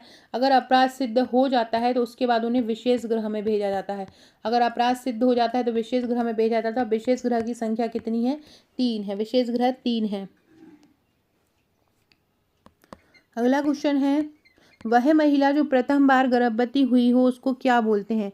ऐसी महिला जो प्रथम बार गर्भवती हुई हो उसको क्या बोलते हैं? उसको प्राइमी ग्रेविडा बोलते हैं। प्राइमी ग्रेविडा बोलते हैं जो प्रथम बार गर्भवती हुई हो, और प्राइमी पैरा बोलते हैं जो प्रथम बार प्रसव करने वाली हो, मतलब होने ही वाला उसका प्रसव पहली बार प्रसव करने वाली हो, उसको प्राइमी पैरा बोलते हैं। और प्राइमी ग्रेविडा किसको बोलते हैं? जो पहली बार गर्भवती हुई हो, प्रसव नहीं हुआ हो लेकिन अभी केवल गर्भवती हुई हो। जबकि प्राइमी पैरा जो मतलब प्रसव उसका होने ही वाला हो, उसको हम प्राइमी पैरा बोलते हैं। कंगारू मदर क्या होता है? कंगारू मदर केयर में शिशु को गर्म रखने की प्रक्रिया होती है। शिशु को बिना कपड़े पहनाए ही माँ के से चिपका कर रख दिया जाता है। अगर बच्चे का जन्म जो होता है बहुत ज़्यादा कम होता है, 2 किलो से कम बच्चा का होता है, 2000 ग्राम से कम होता है, तो बच्चे को कंगारू मदर केयर दी जाती है। 30 दिनों तक लगातार करना चाहिए। किस बीमारी में मानटोक्स परीक्षण किया जाता है? तपेदिक में किया जाता है मानटोक्स परीक्षण। टाइफाइड के लिए किया जाता है विडॉल परीक्षण। डिप्थीरिया के लिए किया जाता है सेक परीक्षण। और मलेरिया के लिए रैपिड डायग्नोस्टिक टेस्ट किया जाता है। स्तन ग्रंथि किस प्रकार के ऊतक से बनी होती है? जो स्तन ग्रंथियां होती हैं वो ग्रंथिल ऊतक से बनी हुई होती हैं। विटामिन बी कॉम्प्लेक्स कितने विटामिन का समूह होता है? 8 विटामिन का समूह होता है। टोटल विटामिन कितने होते हैं? 13। और विटामिन बी कॉम्प्लेक्स कितने का होता है? 8 विटामिन का समूह होता है। विटामिन B1 का प्रमुख कार्य क्या होता है? विटामिन B1 का प्रमुख कार्य ऊर्जा उत्पादन में मदद करना होता है। विटामिन B6 का प्रमुख कार्य क्या होता है? विटामिन B6 क्या करता है? तंत्रिका तंत्र को स्वस्थ करता है। इसके अलावा ब्लड सेल्स को बनाने में भी हेल्प करता है। विटामिन B12 का मुख्य कार्य क्या होता है? लाल रक्त कोशिकाओं के निर्माण में मदद करना होता है। विटामिन बी की कमी से इनमें से कौन सा रोग हो जाता है? विटामिन बी की कमी से एनीमिया भी हो जाता है, तंत्रिका विकार भी हो जाता है, हृदय रोग भी हो जाता है। तो सारे ही इसके आंसर सही हो जाएंगे। अगला क्वेश्चन है, पोलियो के बारे में निम्न में से सही कथन छांटिए। पोलियो दूषित पानी से होता है, बिल्कुल सही है, पोलियो दूषित पानी से होता है। ठीक है। दूसरा है, पोलियो वायरस एक संक्रामक रोग है, ये भी सही है। यदि माता पिता को पोलियो है तो उनके बच्चों को भी पोलियो होना चाहिए, ऐसा बिल्कुल गलत, ये गलत दिया हो। यदि एक अत्यधिक संक्रामक वायरल रोग है जो मुख्य रूप से छोटे बच्चों को प्रभावित करता है, ये भी सही है। तो A, B और D सही हो जाएगा, C वाला गलत हो जाएगा। A, B और D सही हो जाएगा। पोलियो को कब फ्री कर दिया था, मतलब पोलियो मुक्त कब हो गया था? 27 मार्च 2014 को भारत पोलियो मुक्त बन गया था।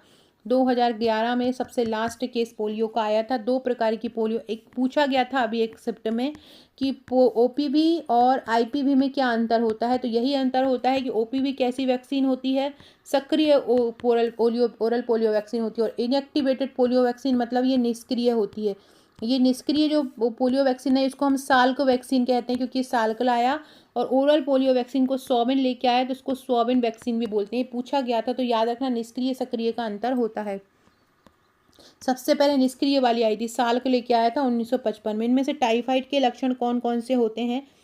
टाइफाइड के लक्षण कौन कौन से होते हैं? तो टाइफाइड में बुखार, सिर दर्द होता है, उल्टी भी होती है, दस्त, पेट दर्द, थकान भी होती है, जुकाम, खांसी, गले में दर्द होता है, सभी उसके लक्षणों में आ जाएगा। टाइफाइड का निदान कैसे किया जाता है? टाइफाइड का निदान किस परीक्षण द्वारा किया जाता है? तो टाइफाइड का रक्त परीक्षण भी करते हैं, मूत्र परीक्षण भी करते हैं, स्टूल परीक्षण, तीनों के द्वारा हो जाता है। बाकी इसका एक मेन जो टेस्ट होता है वो होता है विडाल टेस्ट। विडाल टेस्ट इसके लिए मेन किया जाता है। टाइफाइड का इलाज क्या होता है? कौन सी दवाई टाइफाइड में लेनी चाहिए? क्योंकि ये बैक्टीरिया द्वारा होता है, इसलिए हम इसको एंटीबायोटिक्स इसमें लेते हैं। टाइफाइड की रोकथाम कैसे की जाती है? स्वच्छ पानी, स्वच्छ भोजन, हाथ धोना, ये सभी हो जाएंगे। दूषित भोजन, दूषित जल के द्वारा ये हो जाता है।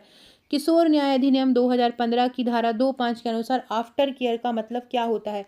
आफ्टर केयर क्या हो जाएगा? आफ्टर केयर का मतलब होता है कि उन व्यक्तियों को वित्तीय या अन्य सहायता प्रदान करना जिन्होंने 18 वर्ष की आयु पूरी कर ली हो।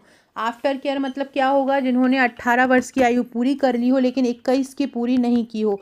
मतलब 18 से 21 वर्ष तक के बच्चे जो होंगे वो आफ्टर केयर योजना के अंतर्गत आ जाएंगे, उनको संस्थागत लाभ इसका मिलेगा।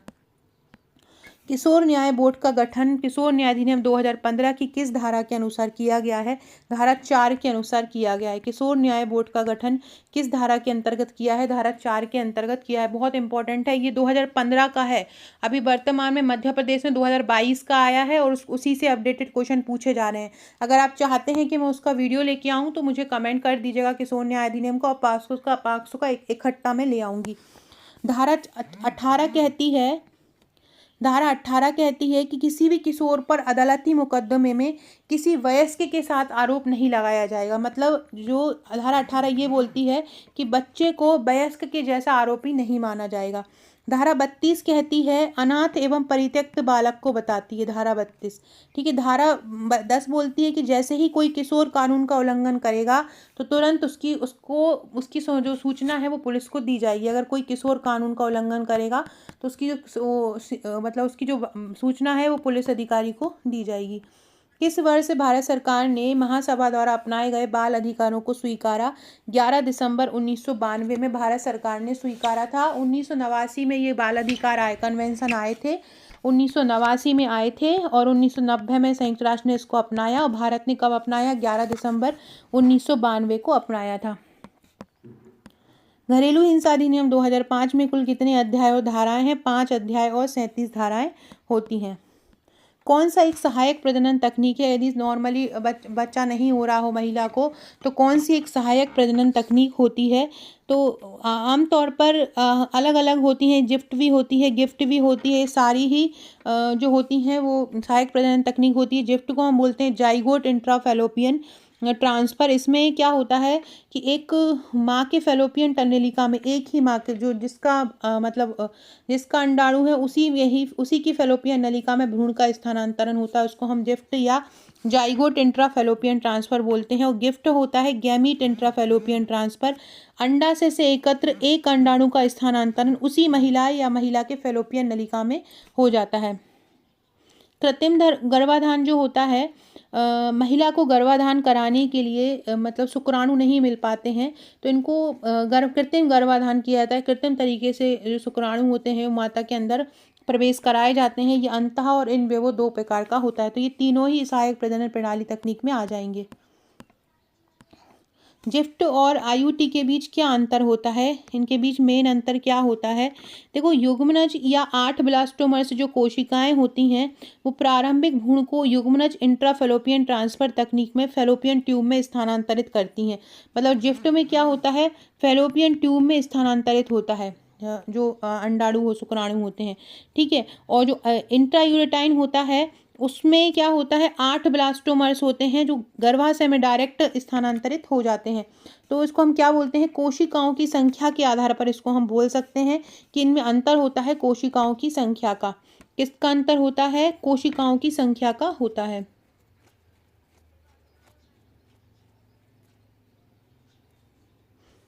जो गिफ्ट होता है उसमें याद रखना, उसमें 8 ब्लास्टोमर्स होते हैं। गिफ्ट में कितने होते हैं? 8 ब्लास्टोमर्स होते हैं। और आईयूटी में 8 से ज़्यादा होते हैं। आईयूटी में क्या होता है? 8 से ज़्यादा होते हैं। इसलिए दोनों के बीच अंतर किसका होता है? कोशिकाओं की संख्या का होता है। अगला है शाला पूर्व शिक्षा के क्या उद्देश्य होते हैं? बच्चों को सामाजिक और नैतिक मूल्यों का सच्चा अर्थ समझाना। ये क्वेश्चन इस प्रकार के पूछे जा रहे हैं। शाला पूर्व शिक्षा का क्या उद्देश्य होता है? बच्चों को सामाजिक और नैतिक मूल्यों का सच्चा अर्थ समझाना शाला पूर्व शिक्षा का उद्देश्य होता है। शाला पूर्व शिक्षा में किस उम्र के बच्चों को शामिल किया जाता है? 3 से 6 वर्ष तक के बच्चों को शाला पूर्व शिक्षा में शामिल किया जाता है। वेश्यावृत्ति उन्मूलन हेतु जावली योजना चल रही है, 1992-93 से ये चल रही है। इसमें कौन कौन से कार्यक्रम शामिल हैं?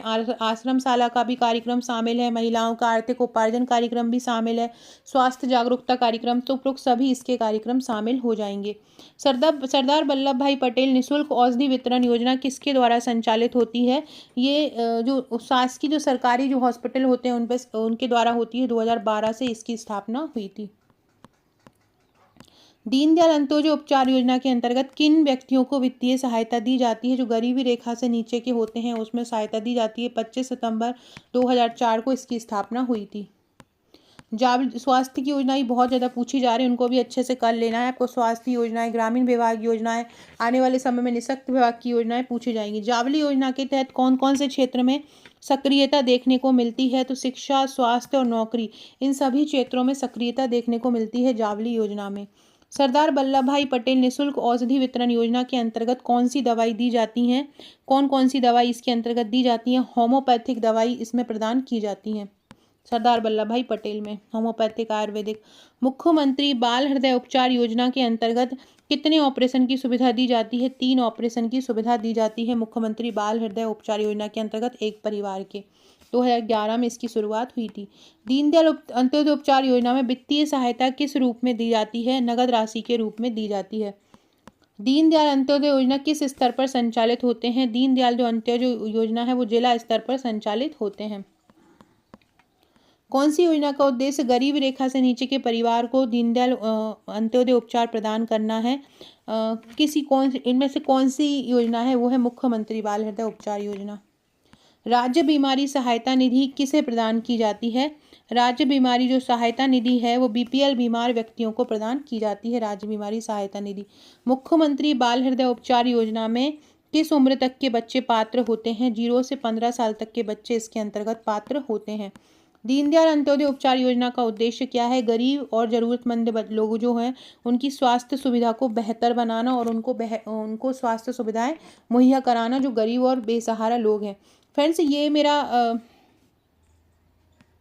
ये मेरा आकांक्षा 1957 मेरी इंस्टाग्राम आईडी। अगर आपने मुझे अभी तक इंस्टाग्राम पर फॉलो नहीं किया है तो इंस्टाग्राम पर भी आपको मुझे फॉलो कर सकते हैं, वहाँ भी इंपॉर्टेंट क्वेश्चन आपको मिल जाएंगे।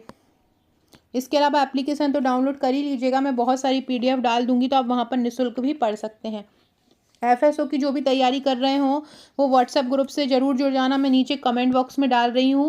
जिनका भी बीएससी बायोलॉजी से है, बीएससी मैथमेटिक्स से है, बहुत शानदार मैं तैयारी करवा दूंगी, ट्रिक द्वारा सारे टॉपिक तैयार करवाऊंगी, हैंड रिटन नोट्स उपलब्ध कराऊंगी। 14 दिसंबर को एग्ज़ाम है, बहुत एग्ज़ाम में टाइम है, अगर लग के करोगे तो आपको अधिकारी बनने से कोई नहीं रोक पाएगा। एडम एप्पल किसके द्वारा बनाया जाता है? थायराइड ग्रंथि द्वारा एडम एप्पल बनाया जाता है और ये स्वर तंत्र का हिस्सा होता है। तो क्या हो जाएगा? एडम एप्पल किसका है? थायराइड उपास्थि द्वारा बनाया जाता है और किसका हिस्सा होता है? स्वर यंत्र का ये हिस्सा होता है। भारतीय शिशु की औसत जन्म ऊंचाई कितनी होती है? औसत जन्म ऊंचाई होती है 50 सेंटीमीटर। भारतीय शिशु की औसत जन्म ऊंचाई कितनी है? 50 सेंटीमीटर औसत ऊंचाई होती है। अस्थायी दांतों की संख्या कितनी होती है? अस्थायी दांतों की संख्या 20 होती है। कितनी? 20 होते हैं, जो जीवन में 2 बार निकलते हैं। जन्म के समय नवजात शिशु का औसत भार कितना होता है? 2.5 से 3.5 किलो होता है औसत भार जो होता है। किस महीने में बच्चा बिना सहारे का खड़ा हो जाता है? 10 से 14 माह में वो बिना सहारा के खड़ा हो जाता है। इसको हम 9 से 12 बोल सकते हैं। सहारे से हम बोल सकते हैं 10 से 14 और बिना सहारे बोल सकते हैं 9 से 12। बिना सहारे कब खड़े हो जाता है? 9 से 12 महीने में बिना सहारे खड़ा होना स्टार्ट कर जाता है। मैं उल्टा बता रही हूँ, 9 से 12 महीने में सहारे के साथ खड़ा होना स्टार्ट हो जाता है और बिना सहारे के लगभग 10 से 14 महीने में हो जाता है। बिना सहारे के कब हो जाता है? 10 से 14 महीने में। और 9 से 12 महीने में सहारे को लकड़ी की उसको दे दो तो उससे चलना स्टार्ट कर देता है। विवृद्धि से क्या अभिप्राय होता है? विवृद्धि से अभिप्राय होता है संख्यात्मक विकास। विवृद्धि से क्या मतलब होता है? संख्यात्मक विकास होता है विवृद्धि, मतलब हमको दिख रहा है कि विकास हो रहा है। कौन इनमें क्रियात्मक विकास नहीं है? सिर संभालना क्रियात्मक विकास है, सहारे के बिना चलना ये भी क्रियात्मक विकास है, पकड़ना भी क्रियात्मक विकास है, बोलना क्रियात्मक विकास नहीं होगा। तो इसका आंसर क्या हो जाएगा? बोलना हो जाएगा। जन्म से ही बच्चों में कौन से संवेग प्रदर्शन होने लगते हैं? जन्म से ही जैसे ही बच्चा पैदा होता है तो सबसे पहले उसमें उत्तेजना नामक संवेग आ जाता है। उत्तेजना आ जाता है, क्रोध आ जाता है, ये संवेग बच्चों में आ जाता है। उसके बाद बच्चे में प्यार उत्पन्न होता है। किस उम्र में बच्चा घुटनों के बल चलने लगता है? लगभग 11 से 12 महीने में जो बच्चा होता है घुटनों के बल चलने लगता है।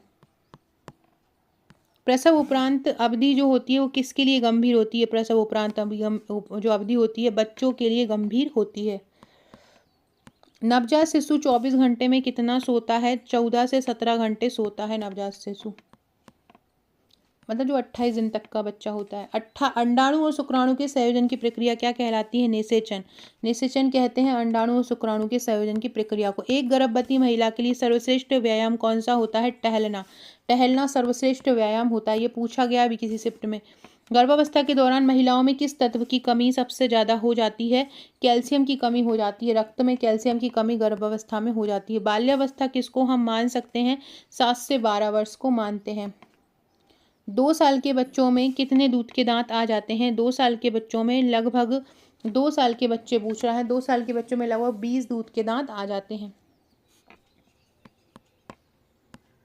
प्रथम अस्थायी दांत जो होते हैं उसको क्या बोलते हैं? प्रथम स्थायी दांत को केंद्रीय कृंतक बोलते हैं, जो प्रथम स्थायी दांत होते हैं।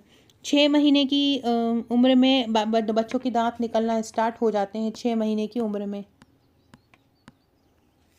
20 अस्थायी दांत लगभग 2 से 3 वर्ष में पूरी तरह विकसित हो जाते हैं और 6 से 12 वर्ष में 32 दांत होते हैं वो पूरे हो जाते हैं।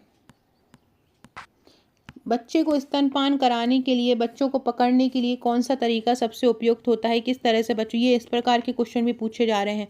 पूरे शरीर को सहारा देकर बच्चे को पकड़ना, ये पकड़ना सबसे सही होता है। स्तनपान कराने वाली माता में कितने दिनों तक दुग्ध स्नबन प्राकृतिक गर्भ निरोधक के रूप में काम करता है? 90 दिन। 90 दिन तक दुग्ध स्नबन जो होता है वो गर्भ निरोधक के रूप में काम करता है। कितने दिन तक? 90 दिनों तक। प्रोलैक्टिन एक हार्मोन होता है जो दूध के उत्पादन के लिए जिम्मेदार होता है। अगला क्वेश्चन है, जन्म के बाद पहले दिनों में शरीर द्वारा बनाए गए दूध का एक निश्चित नाम होता है, उसको क्या बोलते हैं? जन्म के बाद पहले दिनों में जो दूध होते हैं उसको बोलते हैं हम कोलेस्ट्रम। क्या बोलते हैं? कोलेस्ट्रम बोलते हैं। संक्रमणकालीन दूध दूसरा चरण होता है और परिपक्व दूध जो होता है स्तन के दूध का अंतिम चरण होता है। कोलेस्ट्रम के बाद आने वाले स्तन के दूध को क्या बोलते हैं? जो दूध कोलेस्ट्रम के बाद आता है उसको क्या बोलते हैं?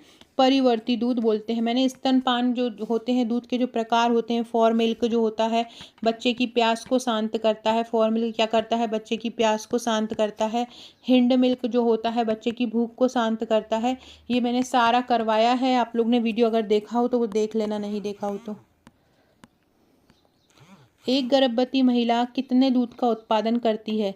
एक गर्भवती महिला, अगर शुरू की बात की जाए, जन्म के शुरू के 6 महीने में बच्चे को जब दूध पिलाती है तो लगभग 600 ml करती है। उसके बाद लगभग 540 ml करती, तो हम 750 से 800 ml औसतन मान सकते हैं। जो अच्छी हेल्दी महिला होती है वो 750 से 800 ml दूध का उत्पादन करती है। अगला क्वेश्चन है, मानव दूध के 100 ml में कितना ग्राम प्रोटीन होता है? लगभग 1.2 ग्राम प्रोटीन होता है 100 ml में। ठीक है। अगला क्वेश्चन है, मानव दूध का औसत ऊर्जा मान कितना होता है? औसत ऊर्जा मान जो मानव दूध का होता है वो 70 किलो कैलोरी प्रति 100 मिलीमीटर होता है। 70 किलो कैलोरी प्रति 100 मिलीमीटर होता है जो मानव दूध का औसत ऊर्जा मान है। इसके एक्स्ट्रा जो जितने क्वेश्चन मैंने और बनाए हैं वो मैं शाम को करवाऊंगी। साथ में भी किशोरावस्था का अधिनियम लाना है या क्या लाना है, सारे लोग कमेंट करके बताइएगा। वीडियो अच्छा लगे तो लाइक शेयर जरूर कीजिएगा। अगर आप हमारे ट्रिक के वीडियो लेना चाहते हैं, थ्योरी नोट्स लेना चाहते हैं, MCQ नोट्स लेना चाहते हैं तो मुझे व्हाट्सअप कीजिएगा 6260190944। इसके अलावा एप्लीकेशन डाउनलोड कर लीजिएगा, GK विद आकांक्षा शर्मा के नाम से है और उसकी लिंक भी मैंने डिस्क्रिप्शन बॉक्स में डाल दी है, कमेंट में भी डाल दूंगी। Okay friends, thank you.